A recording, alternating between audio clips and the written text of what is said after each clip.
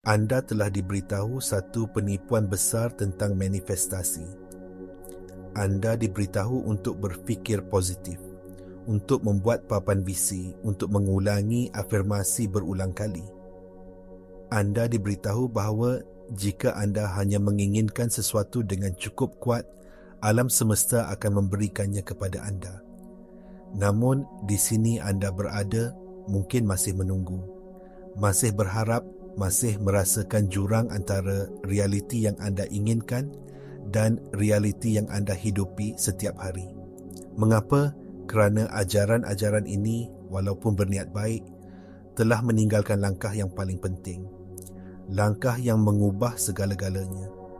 Mereka bercakap tentang niat, tetapi mereka tidak pernah menjelaskan proses sebenar penciptaan.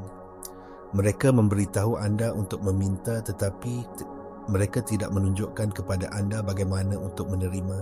Langkah yang hilang ini adalah apa yang sains kuantum panggil keruntuhan fungsi gelombang. Dalam video ini, kita akan mendedahkan bagaimana proses ini bukan sesuatu yang berlaku di luar sana, tetapi sesuatu yang anda lakukan setiap saat dalam hidup anda. Anda akan faham bahawa anda bukan sahaja menarik realiti anda secara harfiah menciptanya dari dalam keluar. Ini bukan tentang berharap lebih kuat. Ini tentang menjadi berbeza. Bersedia untuk menukar perspektif anda selama-lamanya, kerana kebenaran tentang kuasa anda jauh lebih besar daripada apa yang pernah anda bayangkan. Langkah yang hilang dalam semua ajaran manifestasi popular ialah konsep keruntuhan. Bayangkan medan kuantum sebagai lautan kemungkinan yang tidak terhingga. Setiap realiti yang boleh anda bayangkan, setiap versi diri anda, setiap hasil, sudah wujud sebagai gelombang potensi dalam lautan tenaga ini. Fikiran dan niat anda menghantar riak ke dalam lautan ini. Ia seperti memilih destinasi pada peta. Tetapi, memilih destinasi tidak akan membawa anda ke sana. Anda mesti memandu kereta. Proses memandu kereta, tindakan yang mengubah potensi menjadi pengalaman sebenar, adalah keruntuhan. Dalam fizik kuantum, ini dikenali sebagai kesan pemerhati. Eksperimen celah dua yang terkenal menunjukkan bahawa zarah seperti elektron wujud dalam keadaan semua kemungkinan serentak, sebagai gelombang sehingga ia diperhatikan. Apabila pemerhatian berlaku, gelombang itu runtuh menjadi satu zarah tunggal di satu lokasi. Anda adalah pemerhati dalam realiti anda sendiri. Keinginan anda untuk kesihatan yang lebih baik, kekayaan atau cinta yang mendalam, wujud sebagai gelombang potensi. Namun, anda secara berterusan dan tanpa sedar meruntuhkan realiti yang biasa anda alami, bukan realiti yang anda inginkan. Mengapa? Kerana keruntuhan tidak diarahkan oleh pemikiran sekejap atau keinginan rawak. Ia diarahkan oleh keadaan kewujudan anda yang dominan. Di sinilah kebanyakan orang tersilap. Anda tidak meruntuhkan apa yang anda fikirkan. Anda meruntuhkan siapa diri anda. Minda sedar anda yang memegang niat dan keinginan anda hanya mengawal kira-kira 5% daripada hari anda. 95% lagi dikendalikan oleh minda separuh anda. Minda separuh anda ialah program, satu set kepercayaan, tingkah laku automatik dan tindak balas emosi yang dipelajari dari zaman kanak-kanak anda dan pengalaman masa lalu. Keadaan kewujudan anda, gabungan identiti, emosi dan sistem saraf anda adalah ungkapan fizikal program ini. Jika anda telah menghabiskan bertahun-tahun hidup dalam keadaan kekurangan, kebimbangan atau rasa tidak layak, itulah program yang dijalankan oleh badan anda secara automatik. Badan anda secara kimia telah ketagih kepada emosi tekanan tersebut. Jadi, walaupun anda menghabiskan 10 minit sehari memvisualisasikan kelimpahan selama 23 jam dan 50 minit yang lain, badan anda hidup dalam realiti kekurangan. Isyarat mana yang anda fikir lebih kuat? Isyarat mana yang akan diperhatikan oleh medan kuantum? Anda secara tidak sengaja memerhatikan dan meruntuhkan realiti yang sepadan dengan keadaan kewujudan biasa anda berulang kali, mencipta semula masa lalu anda pada masa hadapan. Halangan sebenar bukanlah di luar sana. Ia berada dalam diri anda. Ia adalah ketidaksejajaran antara keinginan sedar anda dan program separa sedar anda.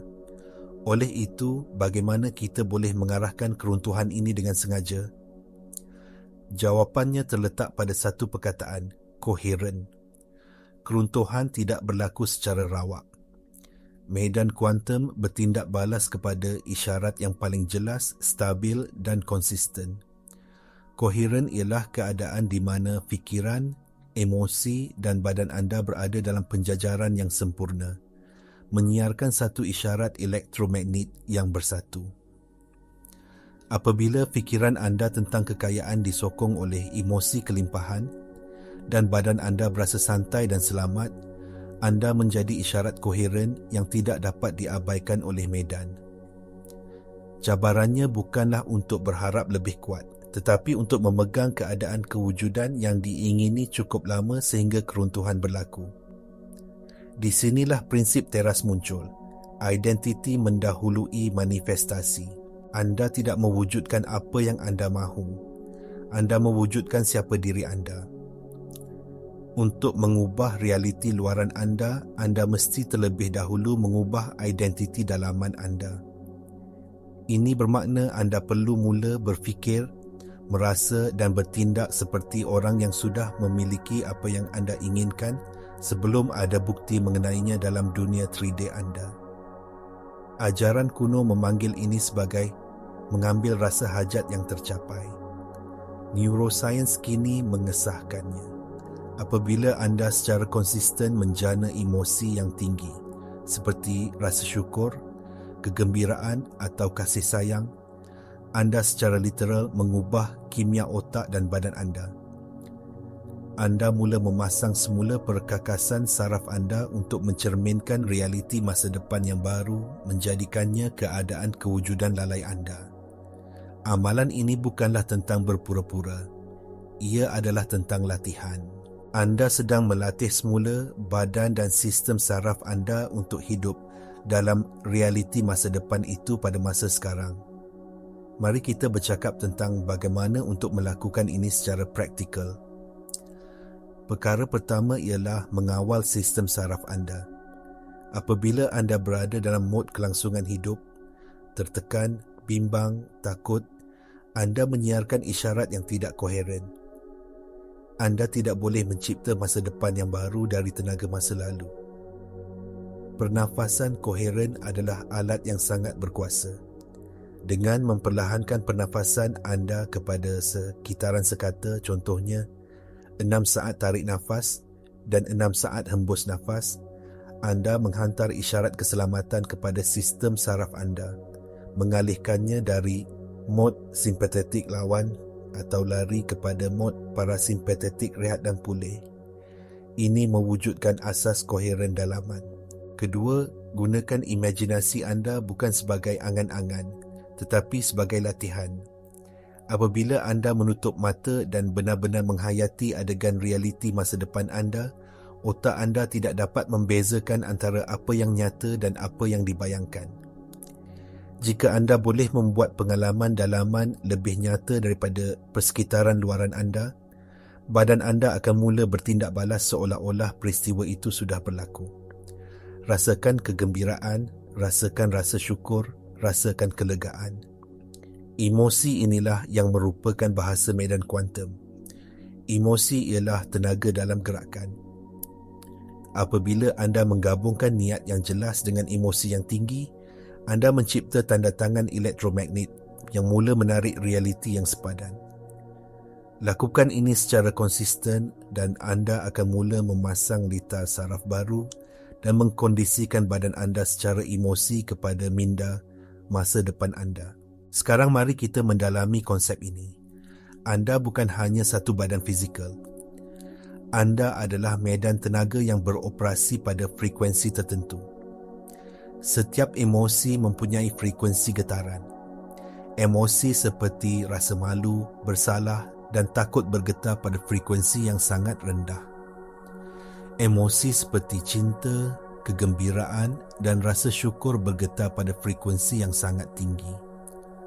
Realiti yang anda inginkan sudah wujud, tetapi ia bergetar pada frekuensi yang berbeza daripada tempat anda berada sekarang. Tugas anda bukanlah untuk mengejar realiti itu, tetapi untuk menaikkan frekuensi anda agar sepadan dengannya. Ini adalah undang-undang resonans. Apabila dua frekuensi sepadan, ia menguatkan satu sama lain. Apabila anda secara konsisten menjelmakan keadaan kewujudan yang sepadan dengan masa depan anda menjadi padanan getaran dengannya. Realiti itu kemudiannya mesti ditarik kepada anda, bukan melalui daya tetapi melalui resonans kuantum. Inilah sebabnya mengapa berasa baik bukan lagi satu kemewahan. Ia adalah satu keperluan untuk penciptaan yang sengaja. Ramai orang cuba mencipta dari keadaan kekurangan. Mereka berkata, apabila saya mendapat wang, maka saya akan berasa kaya. Apabila saya bertemu pasangan, maka saya akan berasa disayangi. Ini adalah model sebab akibat Newtonian yang terbalik. Model kuantum penciptaan ialah menjadi lakukan miliki. Anda mesti terlebih dahulu menjadi orang yang kaya dalam tenaga anda. Anda mesti merasakan kelimpahan dan rasa syukur sekarang. Anda mesti berasa lengkap dan disayangi sekarang. Dari keadaan kewujudan itu, anda akan diilhamkan untuk melakukan tindakan yang selaras dan kemudian anda akan memiliki hasilnya. Anda tidak boleh sampai ke destinasi baru dengan menaiki bas lama yang sama. Anda mesti menukar kenderaan tenaga anda terlebih dahulu. Bagaimana anda mengintegrasikan ini ke dalam kehidupan harian anda yang sibuk? Dua amalan utama akan mengubah permainan untuk anda. Pertama, penjelmaan sebelum tidur. Waktu sejurus sebelum anda tidur adalah sangat berharga. Semasa anda beralih ke alam tidur, gelombang otak anda melambat dari beta, pemikiran sedar, ke alfa, santai, dan kemudian ke theta. Keadaan gelombang otak theta adalah pintu masuk ke minda separasedar. Ini adalah keadaan hipnosis yang sama yang dialami oleh kanak-kanak, di mana mereka menyerap maklumat secara langsung ke dalam program mereka. Daripada tertidur memikirkan masalah anda, gunakan tertingkap ini untuk memprogramkan semula minda anda. Baring, lakukan pernafasan koheren anda, dan kemudian hidupkan semula realiti masa depan anda. Rasakannya dengan setiap sel dalam badan anda, sehingga anda tertidur dalam keadaan itu. Apabila anda melakukannya, anda menanamkan keadaan kewujudan baru ini terus ke dalam sistem operasi separasedar anda. Amalan kedua ialah tabiat mikro. Untuk menjadikan identiti baru anda kekal, ia mesti diperkukuhkan melalui tindakan. Tanya diri anda, apakah satu perkara kecil yang akan dilakukan oleh versi masa depan saya hari ini? Jika anda ingin menjadi sihat, mungkin ia adalah minum segelas air sebaik sahaja bangun. Jika anda ingin menjadi kaya, mungkin ia adalah menjejaki perbelanjaan anda selama 5 minit. Tindakan-tindakan kecil ini apabila dilakukan secara konsisten menghantar mesej kuat kepada minda separasedar anda. Saya adalah orang ini sekarang. Anda tidak menunggu realiti luaran berubah. Anda memulakan perubahan dari dalam dan tindakan anda menjadi bukti identiti baru anda. Matlamatnya adalah untuk beralih dari sekadar mengamalkan teknik-teknik ini sekali-sekala kepada hidup sebagai keruntuhan. Keadaan kewujudan baru anda menjadi rumah anda, bukan tempat yang anda lawati. Sudah tentu jalan ini tidak selalunya mudah. Akan ada hari-hari di mana keraguan meresap masuk. Akan ada masa di mana realiti 3D anda menjerit kepada anda bahawa tiada apa yang berubah. Ini adalah ujian terbesar. Apabila ini berlaku, fahamlah bahawa ia hanyalah gema dari program lama anda. Badan anda yang ketagih dengan emosi biasa seperti kebimbangan atau kekecewaan sedang memberontak. Ia menghantar isyarat kepada otak anda untuk mencari sebab untuk berasa seperti biasa. Ia akan mengingatkan anda tentang kegagalan masa lalu anda. Ia akan menunjukkan kepada anda semua bukti yang bertentangan. Pada saat-saat ini, tugas anda adalah untuk menyedari apa yang sedang berlaku tanpa bertindak balas secara emosi. Perhatikan pemikiran itu. Perhatikan sensasi dalam badan anda. Dan kemudian dengan sengaja kembalikan diri anda kepada keadaan kewujudan baru anda. Inilah kerja sebenar. Ia adalah untuk mengekalkan visi masa depan anda, tanpa mengira apa yang ditunjukkan oleh deria anda pada masa sekarang. Anda mesti lebih percaya pada realiti yang tidak kelihatan daripada realiti yang kelihatan.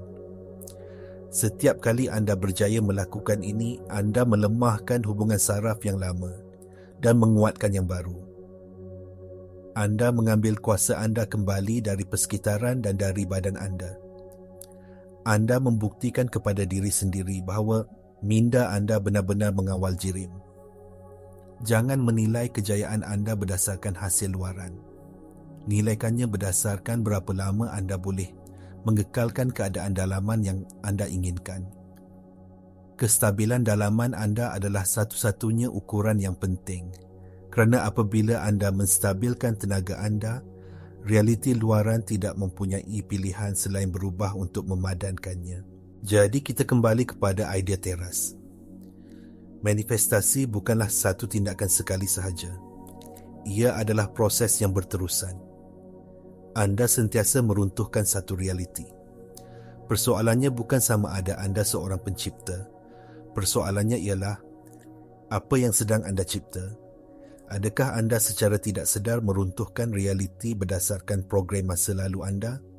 Atau adakah anda secara sengaja dan sedar meruntuhkan realiti berdasarkan visi masa depan anda? Kuasa sentiasa ada di tangan anda. Berhenti mencari di luar diri anda untuk tanda-tanda. Berhenti menunggu kebenaran. Anda adalah kebenaran.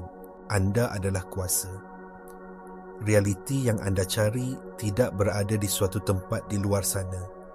Ia wujud sebagai potensi dalam diri anda, menunggu untuk dihidupkan oleh keadaan kewujudan anda. Tugas anda sekarang adalah untuk berpaling dari dunia luar dan mula melakukan kerja dalaman. Lakukan meditasi, latih semula badan anda. Jatuh cinta dengan versi masa depan anda sehingga anda tidak boleh menjadi orang lain. Jangan lakukan ini untuk mendapatkan sesuatu. Lakukan untuk melihat siapa yang anda boleh jadi. Kerana pada akhirnya, ganjaran terbesar bukanlah rumah, kereta atau hubungan. Ganjaran terbesar adalah menjadi tuan kepada diri anda sendiri. Menyedari bahawa anda adalah pencipta yang berkuasa bagi realiti anda. Itulah kebebasan sejati. Mulakan hari ini. Buat keputusan bahawa anda tidak akan lagi ditakrifkan oleh masa lalu anda. Pilih satu emosi yang ingin anda hayati, kegembiraan, kebebasan, kelimpahan dan amalkannya sepanjang hari. Itulah langkah pertama untuk meruntuhkan keajaiban.